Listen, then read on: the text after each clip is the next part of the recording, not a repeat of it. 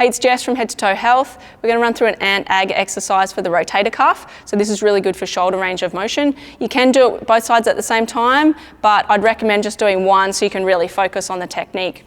So first of all, we're going to bring the elbow shoulder height, and then you're going to bring the hand back behind you. So you're trying to get more external rotation of that shoulder.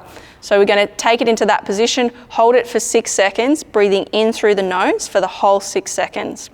And then once you've done your 6 seconds, drop the arm down and take 6 seconds to breathe out through the nose. So then the next part of the movement, we're going to drop the thumb or the fingers just inside the belt loop or inside the top of the pants, and you're going to lock the shoulder blade back and down, and then bring the elbow forward as far as you can while keeping that shoulder blade locked in. So what you want to avoid in this position is allowing the shoulder to drop forward and the shoulder blade to come to the side. You want to make sure that that shoulder blade is locked down and the elbow comes forward. There won't be a lot of range in this one, and that's partly the reason why we're doing it. So don't worry if you can't get much movement. It's more about activating the muscles in the system anyway. So 6 seconds in that position, and you're breathing in for those 6 seconds through the nose.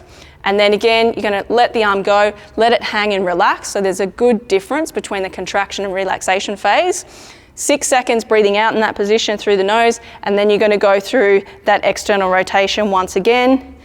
In through, lock that shoulder, internal rotation, and then run through your external rotation, and then your internal rotation again with that shoulder blade locked. So each phase is your 6 seconds. You have the relaxation phase for 6 seconds in between. So you're doing 3 pairs of the movement, and you're going to do it 3 to 5 times a day.